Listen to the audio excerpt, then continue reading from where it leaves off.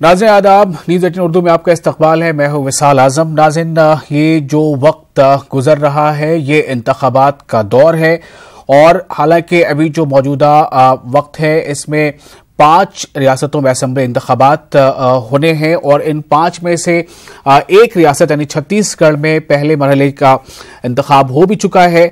तो अभी छत्तीसगढ़ में दूसरे मरहले का इंतखाब होना है। साथ ही साथ राजस्थान, मध्य प्रदेश और इसके साथ ही मिजोरम में और तेलंगाना में, इन सूबों में भी, इन रियासतों में भी इंतखाबात होने हैं। इन 5 रियासतों में पुरजोर तरीके से इलेक्शन तशहीर चल रही है, लेकिन जैसा कहा जा रहा है कि 2019 के जो आम इंतखाबात होने हैं और उस इंतखाब से ठीक पहले ये 5 स्टेट्स का, 5 राज्यों का, 5 रियासतों का जो चुनाव है, जो इंतखाब है, ये किसी भी एक बड़े सेमीफाइनल से कम नहीं है। सेमीफाइनल, तो क्या इस सेमीफाइनल के नतीजे को यह माना जाएगा कि 2019 में इंतखाबात की जो तहरीर लिखी जाएगी वो किस हद तक इससे नतीजा अखज़ किया जाएगा कि वो कितना मौसर होगा और किसके फेवर में होगा। इसी बीच 2019 जब 5 रियासतों में इंतखाबात अभी चल रहे हैं, उसका एक दौर गुजर रहा है। इसी बीच आंध्र प्रदेश के जो चीफ मिनिस्टर हैं चंद्रबाबू नायडू, जिनकी पार्टी है तेलुगु देशम पार्टी, ये चंद्रबाबू नायडू कई ऐसी पार्टियों के सरबराहों से मिल रहे हैं जिनके बारे में समझा जा रहा है कि वो 2019 से पहले अपना एक प्लेटफॉर्म ढूंढ रहे हैं कि वो किधर होंगे। आया वो बीजेपी के साथ वाले इत्तेहाद में होंगे या बीजेपी के खिलाफ वाले इत्तेहाद में होंगे।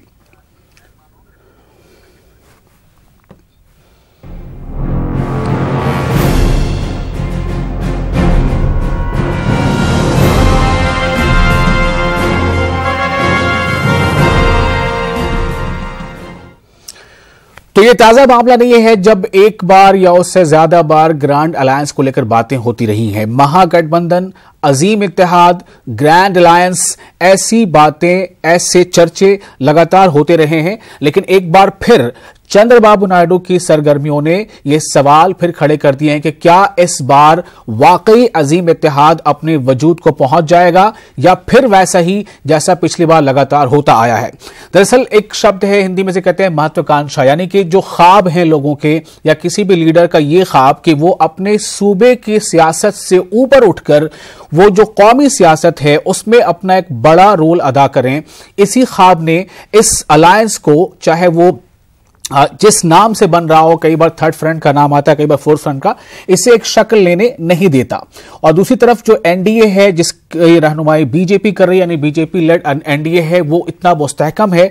और अब जो चंद्रबाबू नायडू की ये कोशिश है उसी के तहत आज चंद्रबाबू नायडू कोलकाता का दौरा करने वाले हैं और वहां वो वजीर आला ममता बनर्जी से मुलाकात करेंगे। उनकी इस मुलाकात के पसे पर्दा जो चीजें चल रही हैं, इस मुलाकात के पीछे क्या मकासद हैं, चंद्रबाबू नायडू ने इससे पहले और किन किन सरबराहों से मुलाकात की है, इस पर पहले एक रिपोर्ट देखते हैं।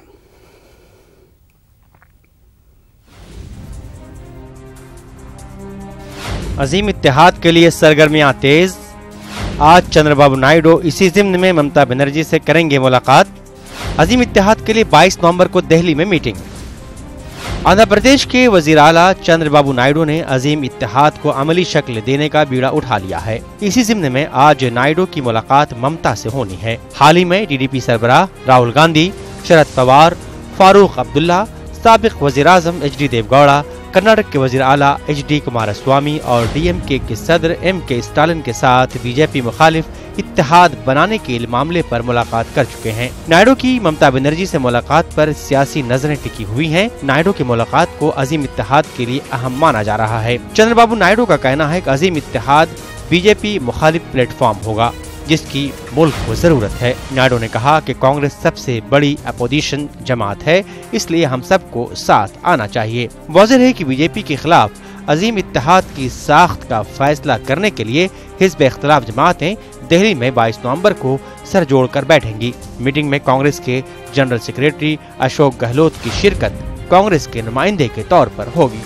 Bureau report, news 18 Urdu. तो ये वो रिपोर्ट है जिससे बहुत सारे आपके सवालों का जवाब भी मिल रहा होगा और ये भी पता चल रहा होगा कि आंध्र प्रदेश के वजीर आला चंद्रबाबू नायडू जो कुछ महीनों पहले तक एनडीए के खासम खास हुआ करते थे, एनडीए में शामिल थे, वो कैसे एनडीए से अलग होते हैं और उसके बाद फिर न सिर्फ ये अलग होते हैं बल्कि धीरे धीरे उनके जो सुर है, उनके जो बयानात हैं वो बीजेपी के खिलाफ आने लगते हैं।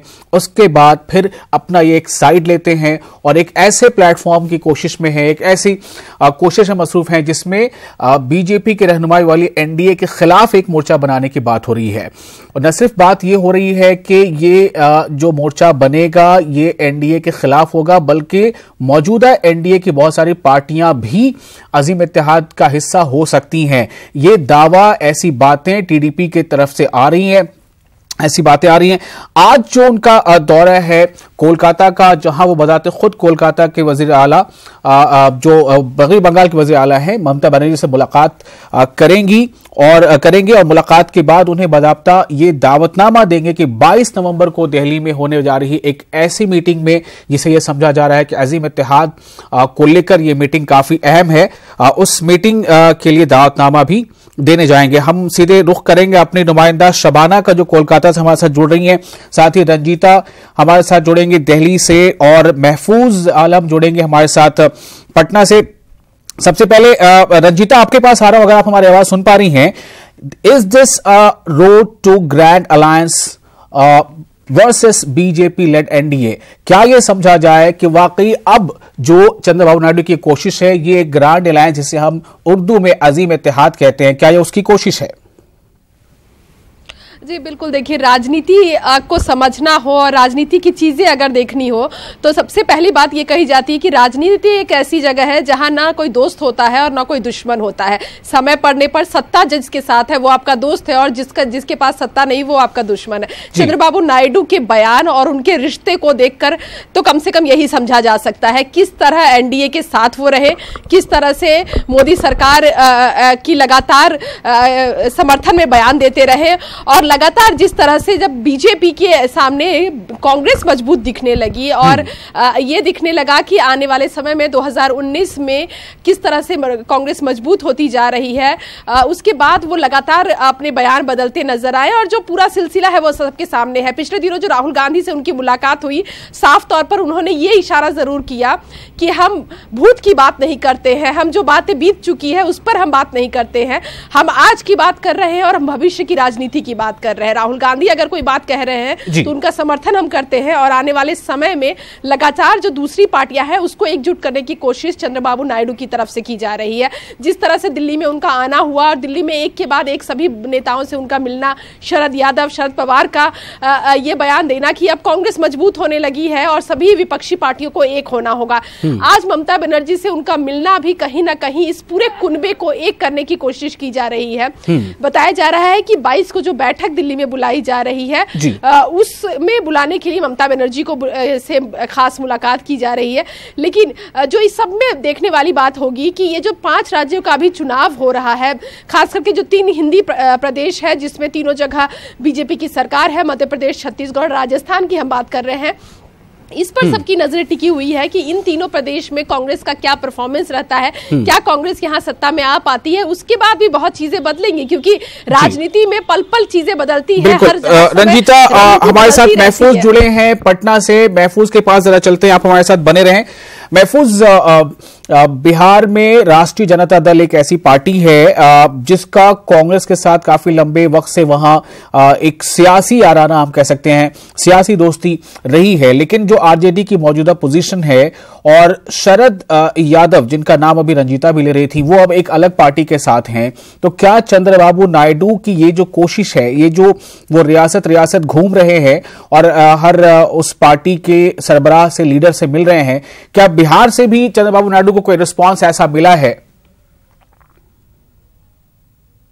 चंद्रबाबू नायडू ने शरद यादव से भी मुलाकात की थी, तो बिहार में एक तरह से ये क्लियर है कि महागठबंधन में कौन कौन सी पार्टियां हैं। आरजेडी, कांग्रेस और अभी जिस तरह से आरजेडी का बयान आया है और आरएलएसपी का जो हंगामा अभी एनडीए में देखा जा रहा है, तो ये लोग मानकर चल रहे हैं कि आरएलएसपी भी महागठबंधन का हिस्सा होगी। अभी एक खबर ये भी आ रही है कि शरद यादव की पार्टी और उपेंद्र कुशवाहा की पार्टी एक दूसरे में जम कर जाएगी। अगर जम कर जाती है तो फिर महागठबंधन में सीटों के हिसाब से क्या तालमेल होगा, ये बाद में देखने को मिलेगा। एक बात खास तौर से यहाँ दिख रही है, जो चंद्रबाबू नायडू की कोशिश है कि एनडीए के सामने अजीम इत्तेहाद की शक्ल में एक ऐसा महाज खड़ा किया जाए कि लोकसभा इंतखाबात में एनडीए को एक बड़ा चैलेंज अजीम इत्तेहाद दे सके। चूँकि जो रीजनल पार्टियां हैं और उनके जो हेड हैं वो ये मानते हैं कि उनका जो वोटर है, जो उनके समीकरण का जो वोटर है, वो वोटर कहीं ना कहीं बिखर जाता है, जिसके नतीजे में उनकी हार होती है, उनकी शिकस्त होती है। तो ये बनाने की कोशिश है कि उनका वोट जो है कहीं ना कहीं गोलबंद हो और वो जो है एक मजबूत फाइट देकर लोकसभा के इंतखाब में एनडीए के सामने वो खड़े हो सकें। तो चंद्रबाबू नायडू की ये कोशिश जी महफूज, आपके पास मैं आ रहा हूं, आप हमारे साथ बने रहें। सीधे रुख करते हैं कोलकाता का, जहां से हमारे साथ शबाना जुड़ चुकी हैं। शबाना, कोलकाता में आप हैं, ये बताइए आज चंद्रबाबू नायडू कितने बजे वहां पहुंच रहे हैं और किस तरह की सरगर्मी आप वहां देख पा रही हैं? जो ममता बनर्जी की पार्टी है वहां के से अंदर की क्या बातें सामने आ रही हैं, कितनी खास है ये मुलाकात? भी ममता बनर्जी और चंद्रबाबू नायडू की मुलाकात हो चुकी है, लेकिन आज की मुलाकात जो है वो काफ़ी अहम मानी जा रही है। जिस तरह से चंद्रबाबू नायडू पूरे मुल्क में घूम घूम कर जो है वो बीजेपी के खिलाफ, जब से वो बीजेपी से अलग हुए हैं उसके बाद वो बीजेपी के खिलाफ जिस तरह से एक महाज तैयार करने की कोशिश कर रहे हैं, तमाम पार्टियों के लीडरान से मिल रहे हैं, तो ऐसे में चंद्रबाबू नायडू के साथ आज ममता बनर्जी की मुलाकात काफ़ी अहम है। और आप देखें कि कुछ दिनों पहले चंद्रबाबू की जो लाइन ऑफ एक्शन है, उनका जो तरीकाकार है, वो कहीं ना कहीं ममता बनर्जी से मेल खाता है। जिस तरह से चंद्रबाबू नायडू ने सीबीआई को लगाम लगाने के लिए उन्होंने जिस तरह से इकदामात उठाए थे, सुबह उन्होंने इकदामात उठाए और शाम होते होते ममता बनर्जी भी उसी एक्शन पे नजर आई और ऑर्डिनेंस लाकर उन्होंने साफ तौर पर कहा कि वो भी चंद्रबाबू नायडू की तरह ही इस फैसले पर जो है वो मोहर लगाती है कि सीबीआई बगैर हुकूमत की इजाजत के बंगाल में दाखिला नहीं ले सकती। तो ये इस जगह पर, इस लाइन पर हम कह सकते हैं कि दोनों नेताओं के जो सोच है, जो लाइन ऑफ एक्शन है, वो मिल रहे हैं। तो ऐसे में अब ये दोनों नेता जब मुलाकात करेंगे और सियासी बातचीत होगी, खासतौर पर 2019 का इलेक्शन है और एक तरह से पूरे देश में इलेक्शन के लिए माहौल बन चुका है। लोग जो है वो अगर सियासी तौर पर बातचीत करें तो सिर्फ सियासी लीडरान ही नहीं बल्कि आम लोग भी 2019 के लोकसभा इलेक्शन पर ही चर्चा कर रहे हैं। लेकिन शबाना, एक सवाल अहम है कि चंद्रबाबू नायडू ने सीपीआईएम के जनरल सेक्रेटरी सीताराम येचुरी से भी मुलाकात की थी, लेकिन जो मगरबी बंगाल की अभी केमिस्ट्री है, जो वहां समीकरण जिसे हम कहते हैं पॉलिटिकल, वहां पर तृणमूल कांग्रेस की बहुत स्ट्रांग ओपोनेंट है सीपीआईएम। तो क्या ये मुमकिन हो पाएगा कि अजीम इत्तेहाद में सीपीआईएम भी शामिल हो सके और तृणमूल कांग्रेस भी शामिल हो सके? देखिए, यही एक बड़ा सवाल है। आप देखें कि पिछले असेंबली इलेक्शन में कांग्रेस और सीपीएम दोनों ने एक साथ मिलकर जो है वो इलेक्शन लड़ा था, दोनों पार्टियां एक साथ थी। इसलिए आप देखें कि इस मुद्दे पर जो बंगाल के जो कांग्रेस लीडरान हैं वो खुलकर बात नहीं कर पा रहे हैं, क्योंकि उनका अलायंस या वो जो साथ खड़े नजर आ रहे हैं वो सीपीआईएम के साथ है। लेकिन जिस तरह से ममता बनर्जी ने पिछले दिनों अपनी सोच में लचक दिखाई है और कहा था कि सीपीएम के अच्छे लीडर को जो है वो पार्टी में शामिल किया जा सकता है, तो एक तरह से जो नरमी दिखाई थी वो इसका इजहार करता है कि अगर बीजेपी के खिलाफ सियासी जमातों को मुत्तहिद होना है तो इस लाइन पर तमाम पार्टियों को एक दूसरे के साथ आना होगा। और खासकर इस मामले में पहल कर रहे हैं चंद्रबाबू नायडू, जिन्होंने पिछले दिनों सीपीएम के लीडरान से मुलाकात की थी, आज ममता बनर्जी से मुलाकात करेंगे। तो कहीं ना कहीं बात का एक अहम मुद्दा यही होगा कि कांग्रेस तो साथ है, लेकिन उसके साथ साथ सीपीएम को साथ लाने के लिए, या सीपीएम जब साथ में आती है, एंटी बीजेपी अगर फ्रंट महाज बनता है, तो उसमें ममता बनर्जी क्या लचक दिखाती हैं। तो इस मायने पर, इस लाइन पर जो है वो आज की मुलाकात काफी अहम मानी जा रही है। और सिर्फ तृणमूल लीडरान ही नहीं बल्कि सीपीएम की भी नजर होगी कि वो इस मुलाकात को, जिस मुलाकात के बाद जो के पास जाऊंगा, क्या आपको तृणमूल कांग्रेस और सीपीएम के सोर्सेज, इंटरनल कुछ बातें पता चल पा रही हैं? क्या ये दोनों कौमी सतह पर, नेशनल लेवल पर जब पॉलिटिक्स की बात आएगी तो क्या इनके अंदर से ऐसी कुछ बातें सामने आ रही हैं छन कर के ये दोनों एक साथ आ सकते हैं? आपकी रिपोर्ट क्या कहती है? देखिए, बंगाल में हो सकता है कि बंगाल में जो है वो एक जो राइवल पार्टी है तृणमूल कांग्रेस के लिए और खुद सीपीएम के लिए, वो सीपीएम के लिए तृणमूल कांग्रेस है और तृणमूल कांग्रेस के लिए सीपीएम है। तो बंगाल में अगर मकामी सतह पर आप देखें तो शायद हो सकता है कि ये दोनों पार्टियां अपने अपने मुद्दे पर और अपनी अपनी जगह पर जो है वो अलग खड़े नजर आए। लेकिन अगर नेशनल लेवल पर जब अलायंस की बात आएगी तो जरूर तृणमूल कांग्रेस या सीपीएम जो है वो तृणमूल को। चलिए, मैं आपके पास वापस लौटता हूं। शबाना, रंजीता, आपसे एक अहम सवाल ये है कि इससे पहले हमने देखा था कि एक बार केसीआर जो तेलंगाना के वजीर आला हैं, चीफ मिनिस्टर, उन्होंने कोशिश की थी, कई स्टेट का उन्होंने भी दौरा किया था और कई स्टेट के लीडरों से मुलाकात की थी, लेकिन बाद में फिर पता चल गया जैसे जैसे तेलंगाना के इलेक्शन सामने आने लगा कि उनका स्टैंड क्या है।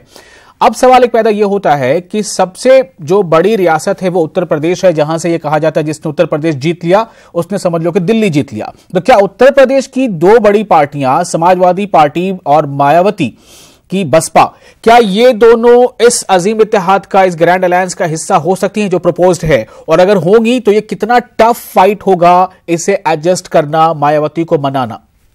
रंजीता जी बिल्कुल, देखिए जब महागठबंधन की हम बात कर रहे हैं तो सपा और बसपा की बात ना करें तो वो बात थोड़ी सी जो है वो बिल्कुल राजनीति से अलग की बात हो जाएगी। जिस तरह से मायावती ये कोशिश कर रही थी इन तीन राज्यों के चुनाव में, राजस्थान, मध्य प्रदेश और छत्तीसगढ़ में, कि कांग्रेस उनके साथ अलायंस करे और ज़्यादा से ज़्यादा सीटें मिले, हालांकि वो अलायंस नहीं हो सका और लगातार ये खबरें आने लगी कि मायावती अब जो विधानसभा में कांग्रेस से रूठी है उसका खामियाजा जो कांग्रेस है उसको 2019 के चुनाव में देखने को मिलेगा। मतलब 2019 के चुनाव में मायावती कांग्रेस के साथ नहीं रहेगी। लेकिन मायावती की ही तरफ से जो सूत्रों के हवाले से खबर निकल कर आई कि 2019 में कांग्रेस के साथ मायावती जा सकती है। और मायावती के लिए लगातार अखिलेश यादव का बयान अगर हम देखते रहे, लगातार जिस तरह के बयान वो मीडिया में देते रहे हैं कि जब मोदी सरकार को सत्ता से दूर करना है, जब बीजेपी को सत्ता से दूर करना है तो कुछ सेक्रीफाइस हम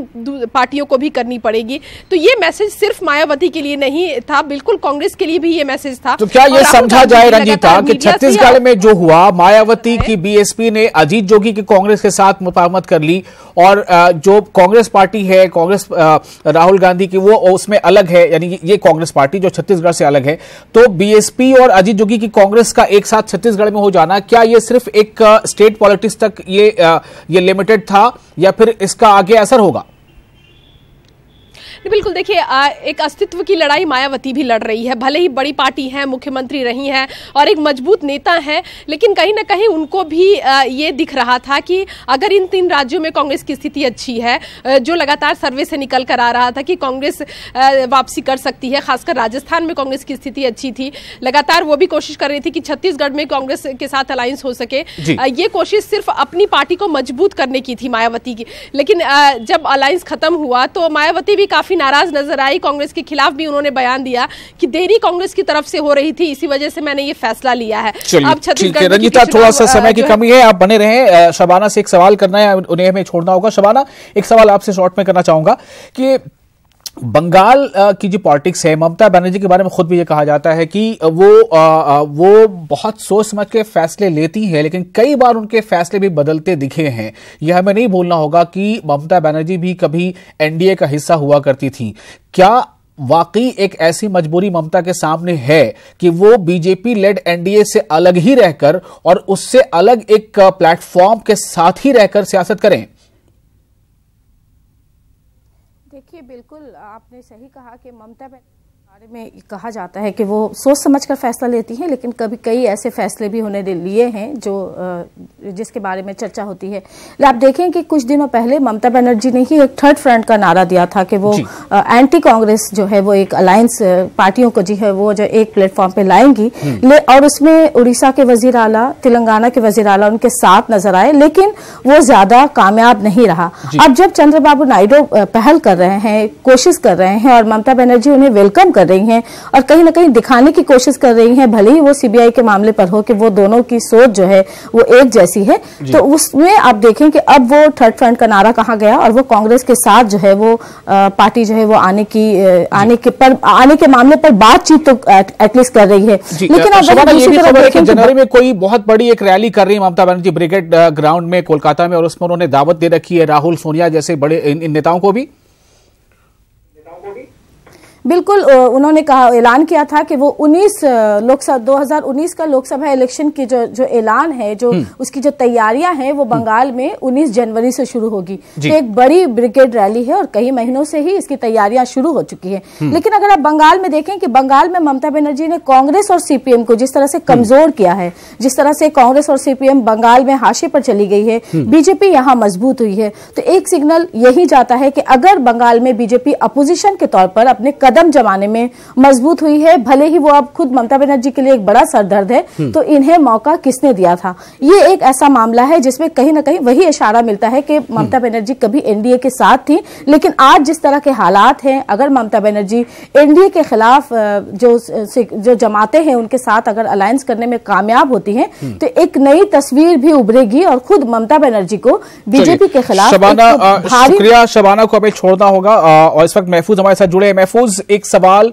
मैं आपसे कर रहा था कि क्या ये समझा जाए कि शरद यादव जो लोकतांत्रिक जनता दल है, उनकी पार्टी की किसी के साथ मफाहमत की बात हो रही थी, उनकी पार्टी के किसी पार्टी के साथ मिल जाने की, खलत पलत की बात हो रही थी, तो क्या ये सही है? और क्या शरद यादव का एक अहम रोल होगा, चूंकि काफी लंबे वक्त तक वो एनडीए के कन्वीनर के तौर पर रहे हैं, तो क्या उसके तजुर्बे यहां काम लाए जा सकते हैं? ऐसी कुछ बात चल रही है।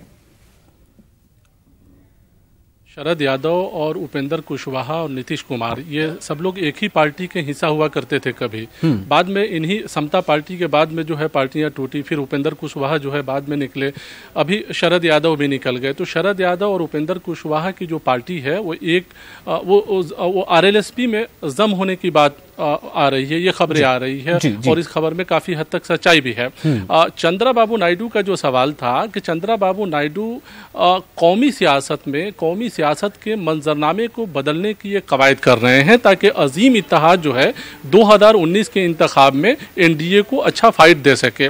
देखिए, सूबाई सतह पर पॉलिटिकल लीडरों के अपने अपने मफादात हैं, लेकिन कौमी जब सियासत की बात होती है, जब जनरल इलेक्शन की बात आती है, तो वहां मंजरनामा यकीनन बदलता है। और अभी तक जो सियासी जो सुप्रीमो रहे हैं, उनके भी जो है तरजीहात बदलते हैं और उनके अलायंस बदलते हैं, उनके नजरियात बदलते हैं। फिर वहां वोट बैंक की बात होती है। जाहिर है ये जो अलायंस है, ये तमाम अलायंस का बुनियादी पहलू यही है कि वोट जो है बिखरे नहीं और फाइट दिया जा सके। अगर वोट बैंक की बात नहीं होती तो फिर अलायंस की भी बात नहीं होती। तो यहाँ अगर बिहार में देखें तो शरद यादव, उपेंद्र कुशवाहा अगर आरजेडी के साथ और कांग्रेस के साथ अलायंस में आते हैं, तो इसमें ये कहना गैर मुनासिब नहीं होगा कि एनडीए के साथ अगर बिहार की बात करें, बिहार के 40 सीट पे, तो एनडीए को एक बड़ा फाइट देने में ये लोग कामयाब हो सकेंगे। जी विशाल। लेकिन महफूज, थोड़ा शॉर्ट पे जवाब दीजिएगा। सुनने में ये आ रही है, लगातार खबरें आ रही हैं, आपने भी रिपोर्ट किया था कि प्रशांत किशोर काफी मुतहर्रिक हैं और उन्हें एहसास हो गया है कि एक बड़ा हिस्सा जिन्हें खासतौर से वोट बैंक रिवायती तौर पर समझा जाता रहा है,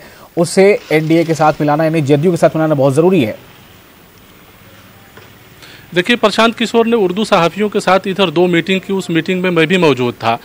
प्रशांत किशोर की ये पूरी ताकत है, चूंकि वो ये मानकर चल रहे हैं कि आरजेडी के पास मुसलमान जो है एक बुनियादी वोट बैंक है। वो ये मानकर चलते हैं कि यादव उनका बेस वोट नहीं रहा है, यादव जो है डिवाइड हुआ है। अब जेडीयू की जो अपना जो वोट बैंक है, या नीतीश कुमार के शख्सियत पर और उनकी एक तस्वीर है सूबे में, उस पर जो वोट मिलना है वो मिलेगा। लेकिन वो ये कोशिश कर रहे हैं कि माइनॉरिटी का जो वोट अगर नीतीश कुमार की तरफ, जेडीयू की तरफ ट्रांसफर होता है, तो फिर उनकी सीटें जो है बढ़ सकती है। वो कामयाब। बहुत बहुत शुक्रिया आपका रंजीता, आपका बहुत बहुत शुक्रिया, और साथ ही शबाना का भी।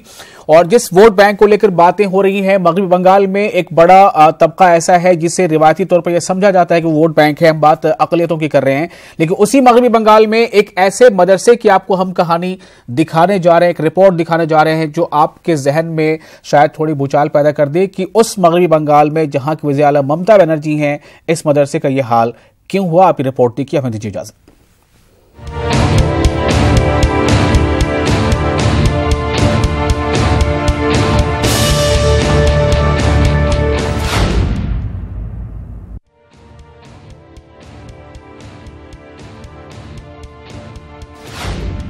कोलकाता हुगली जिले का हुगली मदरसा हुआ बंद। ममता हुकूमत ने बंद किया हुगली मदरसा। बंगाल के हुगली मदरसे को तारीखी मदरसे का दर्जा है हासिल। हुगली जिले में 1817 में कायम किया गया था ये मदरसा। हाजी मोहम्मद मोहसिन ने मुसलमानों की आला तालीम के लिए अपनी तमाम जायदाद वक्फ कर दी थी। अक़लियतों का दम भरने वाली ममता हुकूमत का मुसलमानों के साथ ये कैसा सुलूक। ममता के लिए क्या मुसलमान सिर्फ वोट बैंक हैं? तमाम मज़ाहिब का एहतराम करने वाली ममता की ये कैसी ममता। बंगाल के हुगली जिले में 1817 में कायम रियासत का तारीखी हुगली मदरसा इंतजामिया की लापरवाही के बायस बंद हो चुका है। आला तालीम के लिए इस इदारे में बरसों से असातिज़ा की कमी एक बड़ा मसला था। आखिरकार ममता हुकूमत ने इस मदरसे को बंद कर दिया है। वहीं तलबा से दीगर मदारिस में दाखिला लेने की अपील की गई है। बंगाल के हुगली मदरसे को तारीखी मदरसे का दर्जा हासिल है। बरसों पहले हाजी मोहम्मद मोहसिन ने मुसलमानों की आला तालीम के लिए अपनी तमाम जायदाद वक्फ कर दी थी। आज भी मदरसे के तलबा को मोहसिन फंड से 10,000 रुपए की स्कॉलरशिप दी जाती है। এই নিয়ে আমি মন্তব্য করব না, ডিপার্টমেন্টের উদ্যোগে তো চলছে এটা। তবে আমি ডিপার্টমেন্ট থেকে শুনেছি যে হুগলি মাদ্রাসা আমার আন্ডারেই রান করবে। মানে অনেক আগের মাদ্রাসা, 1811 বা 12 সময়ের মাদ্রাসা। हुगली जिला हाजी मोहम्मद मोहसिन के नाम से जाना जाता है। इस इलाके में हुगली इमामबाड़ा और इमामबाड़ा अस्पताल हाजी मोहम्मद मोहसिन की काविशों की याद दिलाता है। बंगाल के प्राइमरी निसाब में हाजी मोहम्मद मोहसिन पर मजमून भी शामिल है, लेकिन उनके जरिए बनाया गया हुगली मदरसा जो अपनी आला तालीम के लिए मशहूर है, इस इदारे में अब ताला लगा दिया गया है। वहीं मदरसा बोर्ड ने इस मामले में कुछ भी कहने से इनकार किया है। যে তোমাদের এই দরখাস্তর মাধ্যমে জানতে পারলাম যে হুগলি মাদ্রাসা বন্ধ হয়ে গেছে। এখন তোমরা দরখাস্ত করছো, আমি একটু অনুসন্ধান করে দেখব। আমি অনুসন্ধান করে জানি যে মাদ্রাসা বন্ধ। इदारे को हुकूमत की मंजूरी हासिल है, लेकिन रिटायरमेंट के बाद यहाँ असातिज़ा की तकर्रुरी करने में साबिक़ा लेफ्ट और मौजूदा तृणमूल हुकूमत ने लापरवाही का मुजाहरा किया है। मदरसे में ताला लगने की वजह असातिज़ा की कमी और असातिज़ा का ना होना बताई जा रही है। वहीं रियासती अक़लियती कमीशन ने मदरसे के तय बरती गई लापरवाही पर अफसोस का इजहार करते हुए जिला मजिस्ट्रेट समेत हुकूमत से रिपोर्ट तलब की है। न समझोगे तो मिट जाओगे ऐ हिंदुस्तान वालों, तुम्हारी दास्तां तक भी ना होगी दास्तानों में। जी हाँ, बरसों पहले अल्लामा इकबाल ने ये पेशन गोई इसलिए की थी कि हम जितनी भी तरक्की कर जाएं, जितना भी आगे बढ़ जाएं, हमें अपनी तारीख को, अपने आबा व अजदाद की निशानियों को समेट कर रखना होगा, क्योंकि इनमें ही हमारी पहचान छुपी है। बंगाल का ये हुगली मदरसा भी कुछ ऐसे ही फरियाद कर रहा है। बात सिर्फ मदरसे के बंद होने की नहीं है, लेकिन अगर ये मदरसा बंद होता है तो एक तारीख का खात्मा होगा, एक अहद का खात्मा होगा, और सबसे बड़ी बात उन काविशों की, उन जद्दोजहद का खात्मा होगा जो बरसों पहले हाजी मोहम्मद मोहसिन ने तालीम के लिए शुरू की थी, अपनी सारी जायदाद तालीम के लिए वक्फ की थी, इस उम्मीद के साथ कि तालीम का ये सितारा रोशन होता रहेगा। लेकिन आज ये सितारा मानिंद हो रहा है। अगर इस अदारे